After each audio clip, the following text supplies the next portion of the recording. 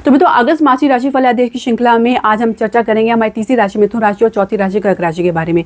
आने वाला अगस्त का महीना आपके लिए क्या सकारात्मक या नकारात्मक परिवर्तन लेकर आ रहा है, क्या ग्रह गोचर की स्थिति आपके जीवन में प्रभाव डालती नजर आएगी, इसकी चर्चा हम आज की वीडियो में करेंगे। जिसमें आपका स्वास्थ्य है, शिक्षा, करियर है, आपका कार्यक्षेत्र का माहौल है, बिजनेस में जो आपके जो समीकरण बनेंगे, इसके अलावा प्रेम संबंध या जीवन साथी के संबंध क्यों ना हो। साथ ही जानेंगे कुछ सुझाव और कुछ उपाय जिसको करके आप इससे लाभ प्राप्त कर सकते हैं। तो वीडियो के अंत तक आप जरूर बने रहे। हरे कृष्णा मित्रों, मैं हूं आपके होस्ट दोस्त ज्योतिषाचार्य पूजा। स्वागत है आपका मेरे यूट्यूब चैनल डिकोड एस्ट्रोलॉजी में।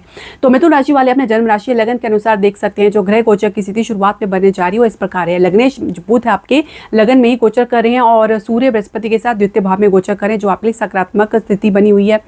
केतु के साथ शुक्र गोचर करें तृतीय भाव में, ये आपके लिए नकारात्मक बना हुआ है। और राहु आपके नवम भाव में गोचर करें जहाँ पे चंद्रमा में गोचर की शुरुआत कर रहे हैं, ये भी थोड़ा सा आपके लिए शुरुआत में अपसेट भरा रह सकता है। शनि वक्री अवस्था में दशम भाव में गोचर करें, निश्चित तौर से आपके लिए चैलेंजिंग भरा रह सकता है।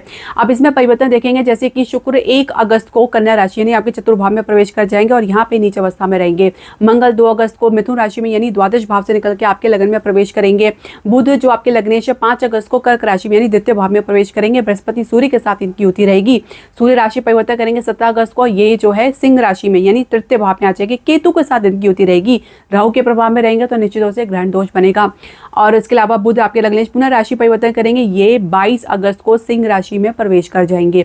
तो ये जो अवस्था आपके लिए रहेगी थोड़ी सी ये नकारात्मक रहेगी क्योंकि केतु के साथ सूर्य और आपके लग्नेश की युति कहीं ना कहीं थोड़ा सा आपके लिए नेगेटिव विपरीत प्रभाव ला सकती है। आप स्वास्थ्य के बारे में समझे तो देखिए, हृदय के हमेशा अपने अच्छे से ध्यान रखें। शुगर की समस्या तो काफी आपको इसमें फ्लक्चुएशन देखने को मिलेगा। खासकर आपको हार्मोन रिलेटेड प्रॉब्लम है तो थोड़ा सा आपको जो है संयम से काम लेना होगा। जो शुक्र है आपके द्वादश भाव के भी स्वामी है, तो खर्चा या नुकसान इसके संदर्भ में आपको देखने मिल सकता है। घर के संदर्भ में कुछ आप डिसीजन ले सकते हैं, घर के सौंदर्यीकरण में या कुछ डेकोरेशन में, जो भी आप निर्णय ले सोच समझ के लिए, बजट के अनुसार ले। कहीं ना कहीं बजट को क्रॉस करते नजर आ सकते हैं तो अनावश्यक खर्चे में भी आप पड़ सकते हैं। इसके अलावा यदि हम समझे तो आपके शिक्षा और करियर की, तो देखिए पंचम भाव के स्वामी शुक्र है, पहले तृतीय भाव में और अब चतुर्भाव में। दोनों अवस्था में की जो उपस्थिति थी काफी ज्यादा नकारात्मक थी, तो प्रोग्रेस काफी स्लो रही होगी। और इसके अलावा कहीं ना कहीं आप उच्च शिक्षा को लेकर भी मन बना तो रहे हैं और बहुत सी योजनाएं बना रहे, लेकिन उसको कार्यान्वित करने में कठिनाइयों का सामना करना पड़ा है। परिवार की तरफ से कभी आपको सपोर्ट मिल रहा है तो सिचुएशन आपकी विपरीत रहती है। तो अगर सिचुएशन फेवरेबल है तो परिवार की तरफ से कुछ ना कुछ कमी देखने को मिलती है। तो कहीं ना कहीं ये जो विरोधाभास ये थोड़ा सा आपको देखने को मिलेगा। इसके अलावा करियर की शुरुआत करने जा रहे हैं तो कहीं ना कहीं शनि आपके मार्ग में अवरोध उत्पन्न कर सकते हैं।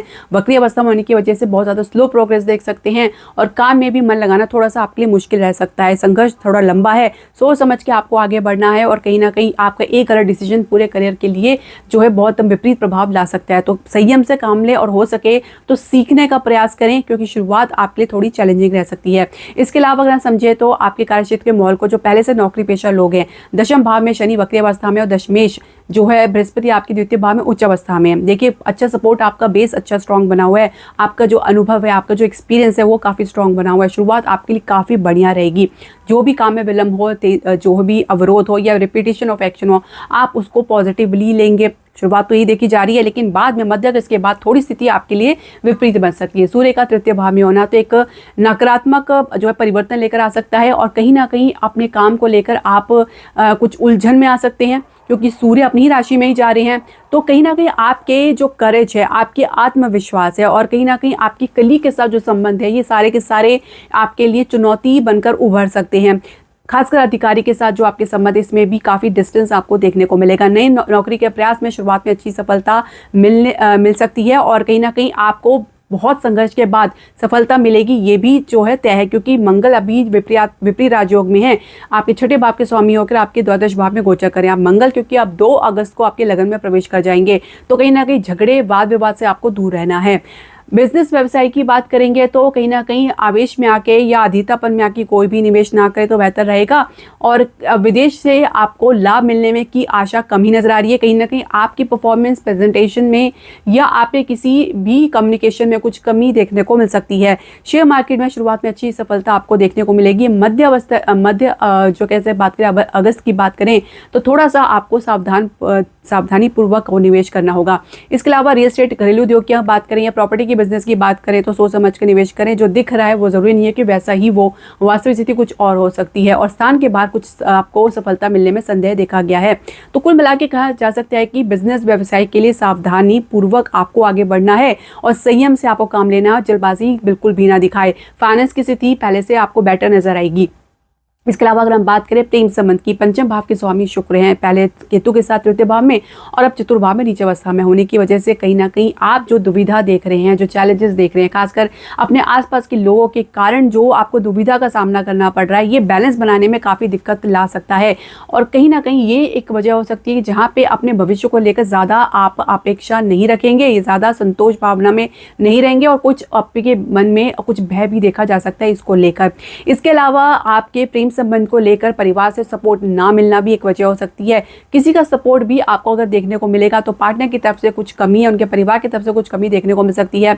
विवाह की चर्चा चला रही है तो सफलता जरूर देखने को मिलेगी शुरुआत में और कहीं ना कहीं कुछ एडजस्टमेंट भी आपको करना पड़ सकता है। जीवन साथी के संबंध की हम बात करेंगे तो सप्तमेश आपके बृहस्पति उच्च अवस्था में द्वितीय भाव में है। परिवार का भरपूर सपोर्ट, प्रेम, स्नेह आपको देखने को मिल रहा है। सौहार्द आप लोगों के बीच में बना हुआ है। शुरुआत में अच्छी कम्युनिकेशन बनी हुई है। अब बुध जैसे ही आपके द्वितीय भाव में, फिर तृतीय भाव में केतु के साथ, सूर्य के साथ इनकी युति रहेगी तो कहीं ना कहीं कुछ ट्रैवल की वजह से या कुछ गलतफहमी की वजह से डिस्टेंस देखा जा सकता है। कम्युनिकेशन गैप बन सकता है और ऐसे में क्लैरिटी बना के चलना नित्यांत आवश्यक हो जाता है। संतान प्राप्ति के लिए कमजोर स्थिति बनी हुई है फिलहाल। अभी इसमें आपको थोड़ा सा शुक्र को बल देना होगा और बृहस्पति आपके मजबूत अवस्था में है, लेकिन बाकी ग्रह जो है कहीं ना कहीं नेगेटिविटी उत्पन्न करते नजर आ रहे हैं। तो आपको अपने लग्नेश को मजबूती देनी, सप्तमेश को मजबूती देनी है। इसके अलावा अगर हम समझे तो शुक्र का भी उपाय कर सकते हैं। तो कुल मिला के प्रत्येक बृहस्पतिवार को विष्णु सहस्त्र नाम का पाठ के साथ आप श्री सूक्त का पाठ जरूर करें। यह आपके आर्थिक जीवन के लिए, आपके व्यवसायिक जीवन के लिए, आपके पर्सनल लाइफ के लिए बहुत ज्यादा लाभकारी साबित रहेगा। इसके अलावा प्रत्येक बुधवार को गाय को हरा चारा अवश्य खिलाएं। चौथी राशि का जान लेते हैं। आप अपनी जन्म राशि लगन के अनुसार देख सकते हैं जो ग्रह गोचर की स्थिति शुरुआत में बनने जा रही है इस प्रकार है। लगन में ही सूर्य बृहस्पति के साथ गोचर कर रहे हैं और केतु शुक्र के साथ द्वितीय भाव में गोचर कर रहे हैं। राहु आपके अष्टम भाव में गोचर कर रहे हैं और लग्नेश अपने जो आपकी चंद्रमा है अपनी गोचर की शुरुआत अष्टम भाव से राहु के साथ कर रहे हैं। थोड़ा सा आपके लिए शुरुआत थोड़ी ढीली रह सकती है। और इसके अलावा शनि भक्ति अवस्था में नवम भाव में गोचर कर रहे हैं, मंगल एकादश भाव में गोचर कर रहे हैं और बुध आपके द्वादश भाव में गोचर कर रहे हैं। अब समय अनुसार जो परिवर्तन देखेंगे उसमें जो शुक्र 1 अगस्त को कन्या राशि में प्रवेश करेंगे, यानी द्वितीय भाव से निकलकर तृतीय भाव में प्रवेश करेंगे, यहाँ पे नीचे अवस्था में रहेंगे। और मंगल जो है 2 अगस्त को जो है मिथुन राशि में प्रवेश करेंगे, यानी आपके एकादश भाव से निकल के द्वादश भाव में आएंगे। बुध जो है 5 अगस्त को कर्क राशि आपके लगन में प्रवेश करेंगे और सूर्य 17 अगस्त को सिंह राशि यानी द्वितीय भाव में केतु के साथ युति बनाएंगे और बुध पुनः राशि परिवर्तन करेंगे और ये भी 22 अगस्त को सूर्य के साथ केतु के साथ युति बनाएंगे द्वितीय भाव में। देखिए स्वास्थ्य की दृष्टि से जो घबराहट है, स्किन से रिलेटेड प्रॉब्लम है या कुछ नर्वसनेस की समस्या है उसमें आपको सुधार देखने को मिलेगा। परंतु मंगल आपके द्वादश भाव में जाएंगे तो यहाँ पर थोड़ा सा सावधान रहने की आवश्यकता है। दांतों की समस्या, आंखों की समस्या के साथ साथ रक्त विकार की समस्या है या कुछ बीपी की समस्या, उसमें काफी फ्लक्चुएशन देखा जा सकता है। राहु आपके अष्टम भाव में है, चंद्रमा इनके साथ अपने गोचर की शुरुआत करें तो शुरुआत में थोड़ा सा एंजाइटी या ओवर थिंकिंग से ग्रस्त रह सकते हैं, कुछ भय सता सकता है, कुछ फाइनेंस को लेकर भी परिवार के साथ मनमुटाव देखा जा सकता है, कुछ इस वजह से डिस्टेंस बना हुआ देख सकते हैं। अब शुक्र तृतीय भाव में जाएंगे, नीचे अवस्था में रहेंगे तो किसी आसपास की महिला के कारण कुछ आपको नुकसान देखने को मिल सकता है, तो आपको सावधान रहने की आवश्यकता है। इसके अलावा शिक्षा करियर की बात करेंगे, पंचमेश मंगल एकादश भाव में बैठे और अपने ही स्थान पर दृष्टि डाल रहे थे तो अच्छा परिणाम आपको भी देखने को मिल रहा था। अब मंगल जो है द्वादश भाव में जाएंगे तो कहीं ना कहीं बिना मतलब के आप खर्चे में बढ़ सकते हैं या कुछ इसकी वजह से नुकसान उठाना पड़ सकता है।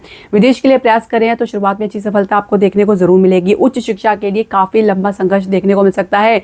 प्रयास आपके आधे अधूरे मन से कभी भी पूरे होते नजर नहीं आएंगे, बहुत ज्यादा मेहनत आपको करनी पड़ सकती है क्योंकि शनि यहाँ पे वक्री अवस्था में है। और कैंपस प्लेसमेंट की अगर हम बात करें या करियर की शुरुआत की बात करें तो काफी ज्यादा ढीली गति आपको देखने को मिल सकती है। आप स्थान से बाहर कुछ ऑफर भी मिलेंगे तो वो आपके लिए इतने खास पसंद आने वाले नहीं हैं। करियर की शुरुआत कर चुके हैं तो कहीं ना कहीं आप जल्दबाजी में ना रहे, अधीरतापन में ना रहे, वरना इसके कारण आपको नुकसान उठाना पड़ सकता है, यानी आपका एक गलत एक्शन आपके खिलाफ जा सकता है क्योंकि स्थिति कुछ इस प्रकार से बनी हुई, तो सावधान रहने की आवश्यकता है। अब अगर हम बात करें कार्यक्षेत्र के माहौल की, जो पहले से नौकरी पेशा लोग हैं तो देखिए कहीं ना कहीं दशमेश आपके एकादश भाव में बैठ के आपको लाभ तो दे रहे थे, अब जब ये मंगल आपके द्वादश भाव में जाएंगे तो स्थिति थोड़ी सी आपके विपरीत हो सकती है। ऐसे में आपके आइडियाज़, आपके परामर्श बहुत ही सोच समझ के आपको देने हैं, उतना ही आप अपना कमिटमेंट दें, आइडियाज़ दें जिसमें आपको भरोसा हो, आत्मविश्वास हो। आप आत्मविश्वास की हम बात करें तो केतु के साथ सूर्य का होना, इसमें भी कुछ कमी देखी जा सकती है। आपकी जो प्रेजेंटेशन है उसमें कुछ ना कुछ कमी के चलते या कम्युनिकेशन गैप के चलते या कुछ जानकारी के अभाव में इसमें सफलता मिलती नज़र नहीं आ रही है।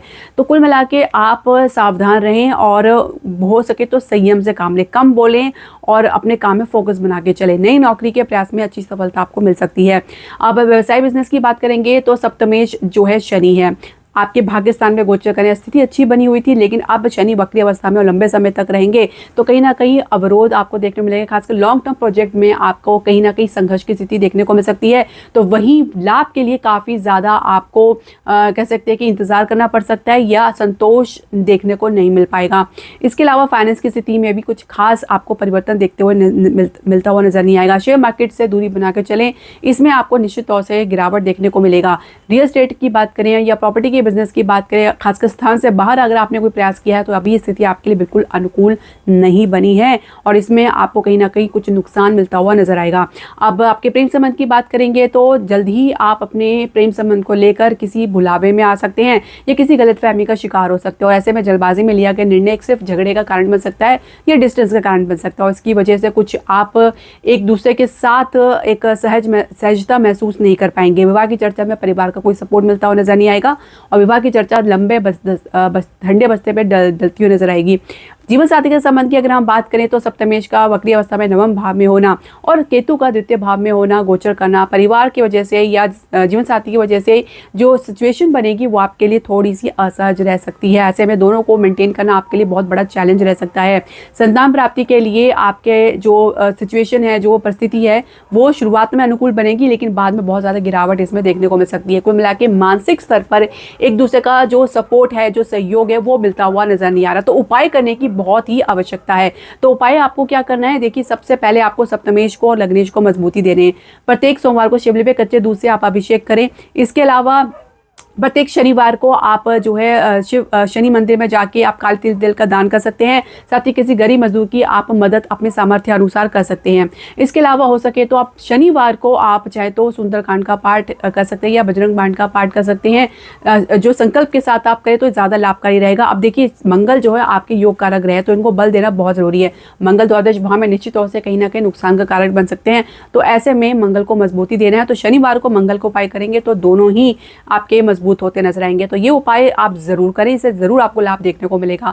तो मैं तो ये जानकारी निश्चित तौर से आपके लिए उपयोगी रही होगी, ऐसे हम आशा करते हैं। ऐसी अन्य जानकारी से जुड़ने के लिए आप हमारे चैनल को लाइक शेयर सब्सक्राइब करना बिल्कुल ना भूलें। धन्यवाद। हरे कृष्णा।